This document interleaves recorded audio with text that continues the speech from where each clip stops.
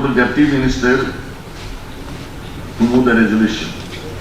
Honorable Speaker, sir, I rise to move the following resolution.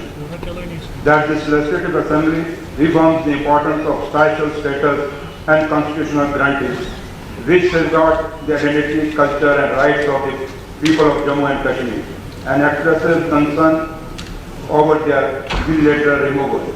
This assembly calls upon the government of India to initiate dialogue with elected representatives of people of Jammu and Kashmir for restoration of special status, constitutional guarantees, and to work out constitutional mechanism for restoring these provisions.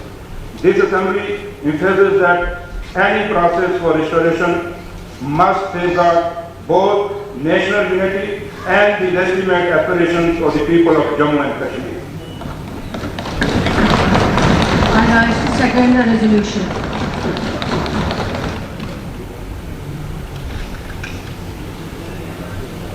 Motion ऐवान के सामने बोले resolution को पास किया जाए, ये motion भी ऐवान के सामने है। जो इसके हक में वो हाँ कहे।